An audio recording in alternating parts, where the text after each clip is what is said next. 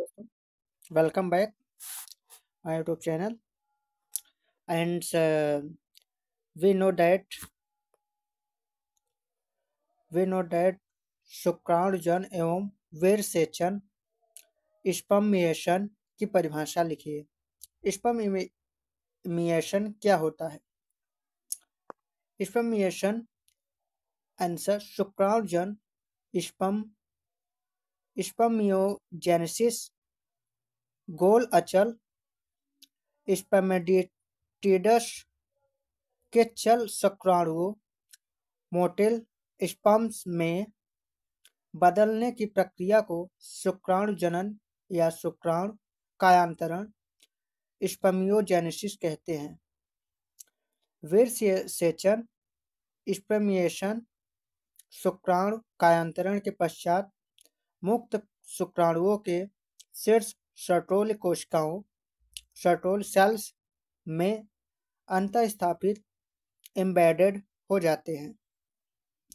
शुक्राणुजन नलिकाओं के स्तर को से शुक्राणुओं के उनकी गुहा लुमेन में मोचित यानी रिलीज्ड होने की प्रक्रिया को वीरसेचन स्पर्मिएशन कहते हैं।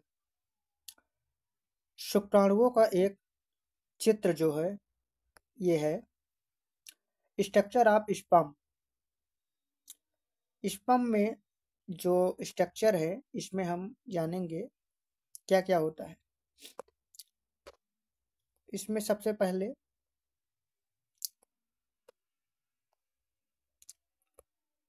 देखेंगे शुक्राणुओं की संरचना।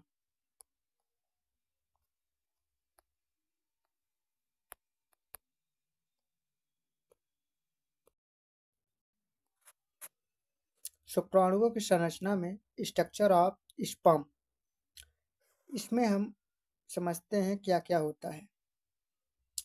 Firstly plasma.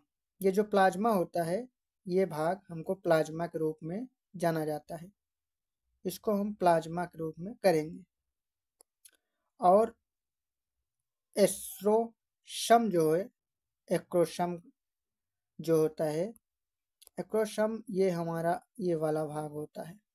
एक्रोसम ये भाग होता है। सबसे पहले तो क्या होता है ये यहाँ से यहाँ तक हेड होता है, यहाँ से यहाँ तक हेड होता है। उसमें ये सब पार्ट हैं। न्यूक्लियस काउंटेनिंग क्रोमोसोमल मटेरियल जो होता है ये इसमें सब ये भरा होता है। जो मटेरियल सब कुछ होता है इसी में रहता है। और जो हम शुक्राणुजन में जो भी वीर्य होता है सब यही मौजूद होता है।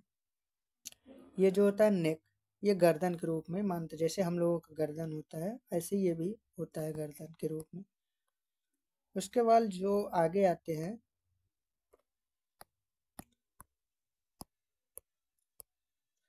नेक हो गए, ये मिडिल पीस है।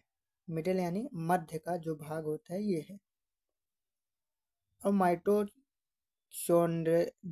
जो हो एनर्जी सोर्स होता है फॉर स्विमिंग, जो तैरने के लिए ये होता है। ये सब जो सफ़ेद वाला है ये सब एनर्जी सोर्स होता है इसका फॉर स्विमिंग। शुक्राणुओं की ऐसी संरचना था। और ये जो लंबी से होती है ये पूंछ होती है यानी टेल होती है। इसी प्रकार हम शुक्राणुओं की संरचना में हम जानते हैं। और इसको कैसे बनाया जाता है ये भी आप अच्छी तरह से देख लीजिए। छोटे छोटे पार्ट में आप बनाएंगे तो बन जाएगा। जैसे ये बनाएं, फिर उसके बाद ये बनाएं, उसके बाद हमको ये सब मेंशन कर देना है, जिससे कि शुक्राणुओं के बारे में ये अच्छे जाने रहेंगे तो आगे जाकर कोई दिक्कत नहीं होगी। तो इसको जानने के लिए हमको ये सब देखना पड़ता है और अच्छे तरीके से बना लेंगे तो अगली बार अगर जैसे आ भी जाता है तो आप कर सकते हैं। तो आगे बढ़ते हैं सेकंड क्वेश्चन के पास। अब क्या है हमारा प्रश्न नंबर 10। शुक्रीय प्रद्रव्य सेमिनल प्लाज्मा के प्रमुख संघटक क्या हैं? शुक्रीय प्रद्रव्य सेमिनल प्लाज्मा, जो उत्तर है हमारा शुक्रीय प्रद्रव्य सेमिनल प्लाज्मा में फ्रक्टोज, प्रोस्टाग्लैंडस कैल्शियम तथा एंजाइम होते हैं। शुक्रिय प्रद्रव्य में सेमिनल प्लाज्मा में फ्रक्टोज होते हैं, प्रोस्टाग्लैंड्स होते हैं, कैल्शियम तथा एंजाइम भी पाए जाते हैं। 11th क्वेश्चन, पुरुष की सहायक नलिकाओं एवं ग्रंथियों के प्रमुख कार्य क्या होते हैं? तो उत्तर हमें सहायक नलिकाओं के रूप में एक्सेसरी डक्ट्स। सहायक नलिकाओं का कार्य वृषण में बने शुक्राणुओं का शरीर से बाहर तक स्थानांतरण, युग्मक स्थानांतरण है। इनका वृषण से बाहर तक का पथ निम्न रहता है। ये जो हम पथ है, पहले जो पथ में आता है वसा इफ्रेंसिया, उसके बाद एपिडिडीमिस, फिर वसा आता है, फिर यूरेथ्रा आता है, स्खलन नलिका आती है। पुरुष की सहायक जनन ग्रंथियां एक्सेसरी रिप्रोडक्टिव ग्लैंड्स जनन प्रक्रिया में सहायक होती है, जिसमें फर्स्ट है शुक्राशय सेमिनल वेसिकल। सेमिनल वेसिकल को हम सिप स्रावित चिपचिपा तरल शुक्रीय प्रद्रव्य सेमिनल प्लाज्मा का मुख्य भाग होता है, यह बनता है। शुक्रीय प्रद्रव्य तथा शुक्राणु परस्पर मिलकर वेर बनाते हैं। सेकेंड, पुरस्थ ग्रंथ प्रोस्टेट ग्लैंड। यह ग्रंथ मूत्र मार्ग के अधर भाग के चारों ओर स्थित होती है। इससे स्रावित तरल शुक्राणुओं को सक्रिय बनाए रखता है और मूत्र मार्ग की अम्लता को समाप्त करता है। थर्ड, बल्बोयूरेथ्रल या काउपर्स ग्रंथ। बल्बोयूरेथ्रल और काउपर्स ग्लैंड्स यह एक जोड़ी होती है। ये मूत्र मार्ग के पार्श्वों में स्थित होती है। इन ग्रंथियों से मैथुन से पूर्व एक क्षारीय एवं चिकने द्रव्य का स्रावण होता है। यह मूत्र मार्ग की अम्लता को समाप्त करके इसे चिकना बनाकर मैथुन में सहायता करता है। हमारा 12th क्वेश्चन है, अंडजनन क्या है? अंडजनन की संक्षिप्त व्याख्या करें। उत्तर, अंडजनन ऑगनेसिस अंडाशय में द्विगुणित अंड मात्र कोशिकाओं से अगुणित अंड का निर्माण अंडजनन कहलाता है। अंडाशय में द्विगुणित अंड मात्र कोशिकाओं से अगुणित अंड का निर्माण अंडजनन कहलाता है। अंडजनन का प्रारंभ तभी हो जाता है जब स्त्री अपनी मां के गर्भ में होता है, लेकिन प्रक्रिया किशोरावस्था तक निलंबित अवस्था में रहती है। यह अंडाशय की ग्राफियन पुटिका ग्राफियन फॉलिसिल में होने वाली प्रक्रिया है। इसके द्वारा अंडाणु ओवम का निर्माण होता है। अंडजनन पीयूष ग्रंथि से स्रावित पुटिका के प्रेरक हार्मोन्स FSH तथा LH के निर्माण या नियंत्रण में होता है। स्त्री में हार्मोन के प्रभाव से प्रतिमाह एक ग्राफियन पुटिका परिपक्व होती है। अंडजनन प्रक्रिया को निम्नलिखित 3 चरणों में बांटा जा सकता है। पहला जो होता है गुणन प्रावस्था मल्टीप्लिकेशन फेज। मल्टीप्लिकेशन फेज में यह प्रावस्था जन्म से पहले अर्थात भ्रूण अवस्था में ही पूर्ण हो जाती है। अंडाशय के निर्माण के समय ही प्राथमिक जनन कोशिकाएं अंडाशयी पुटिकाओं ओवरियन फॉलिसेल्स के रूप में एकत्र हो जाती हैं। इनमें से एक कोशिका अंडाणु मात्र कोशिका एक मदर सेल्स के रूप में विभेदित होती यानी जानी जाती है। शिशु के जन्म के समय सारी अंडाशय पुटिकाएं उपस्थित होती हैं, यानी जब अंडाशय मात्र कोशिका होती है वो एक मदर सेल्स के रूप में विभेदित हो जाती है, ओरियन फॉलिसिल के रूप में एकत्र हो जाती है और शिशु के जन्म के समय ये सभी पुटिकाएं जो होती है सब प्रवस्थित यानी उपस्थित होती है। ऑग्नेसिस इन ओवरी। ऑग्नेसिस ओवरी में phase and processes stages.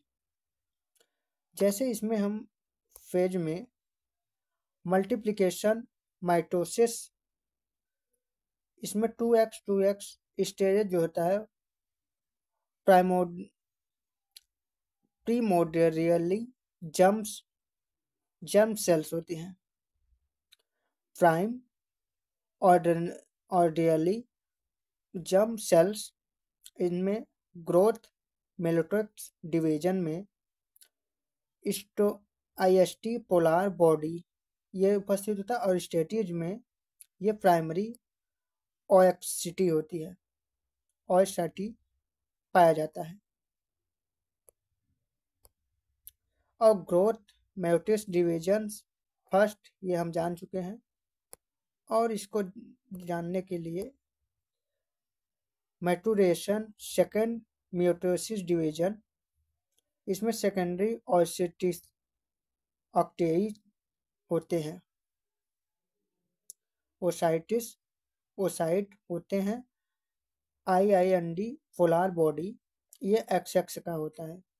ओओटीडी fertilisation में ये एक्स का फर्टिलाइजेशन एक्स ये ओवम में होता है। ये अंडाणु जनन की प्रक्रिया के अंडाशय में पता चलता है। और साथ ही साथ हम इसके बारे में जानते हैं, जो वृद्धि प्रावस्था ग्रोथ फेज, यह प्रावस्था बहुत लंबी होती है। भ्रूण अवस्था में यह प्रारंभ हो जाती है।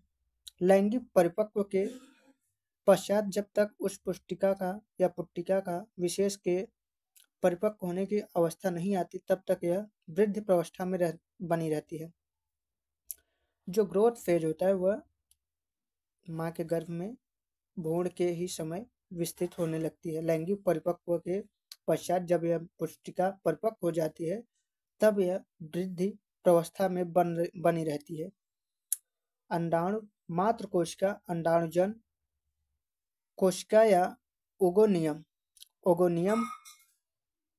में विभेदित होकर वृद्धि प्रावस्था में प्रवेश कर जाती है। यह काफी मात्रा में पोषक पदार्थ संचित करती है तथा सामान्य कोशिका से आकार में कई सौ गुना बढ़ जाती है। इसी अवस्था में यह ग्राफियन पुटिका के परिपक्व होने तक रहती है। अब इसे पूर्ण या पूर्व अंडाणु कोशिका या प्राथमिक ओसाइट प्राइमरी ओसाइट कहते हैं। परिपक्वन प्रावस्था मैटूरेशन फेज,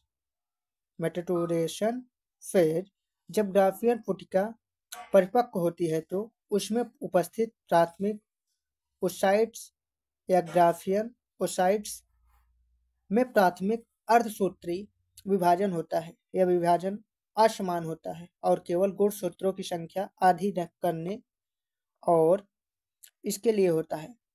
प्रथम अर्धसूत्री विभाजन के पश्चात एक अगुणित द्वितीयक ओसाइट या द्वितीयक अंडाणु कोशिका या सेकेंडरी ओसाइट तथा एक अगुणित लोपिका या ध्रुवीय पिंड पोलार बॉडी के रूप में बन जाती है। इस अवस्था में ग्राफियन पुटिका फटकर अंडाशय से द्वितीयक अंडाणु कोशिका को मुक्त करती है। अंडाणु में द्वितीय अर्धसूत्री विभाजन शुक्राणु के अंडाणु में प्रवेश के पश्चात होता है। इसके फलस्वरूप अंडाम ओम तथा द्वितीय अगुणित लोपिका ध्रुवीय पिंड का निर्माण होता है। अंडजनन निरंतर अंतराल पर होने वाली एक लंबी व जटिल प्रक्रिया होती है। 13 क्वेश्चन, अंडाशय के अनुप्रस्थ काट TNS का एक नामांकित क्षेत्र जो हम बनाते हैं और इसको हम समझते हैं, जिसमें हम देखते हैं कि अंडाशय के अनुप्रस्थ काट में क्या क्या वस्तुएं होती है, क्या क्या दिया जाता है। ये हमारा अंडाशय का एक अनुप्रस्थ काट है। क्या क्या इसमें होता है ये हम अच्छी तरह से देखते हैं।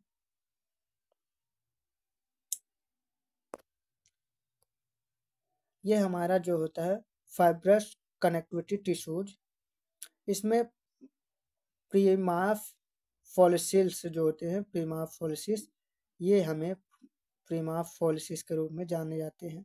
ऐसे होते हैं फोलिसिस सेल्स ये और ये होते हैं, इसमें से ये भी होते हैं। जो स्पाइंडल शैप्ड सेल्स होती हैं, ये होती है ये बहुत ही अच्छी तरीके से।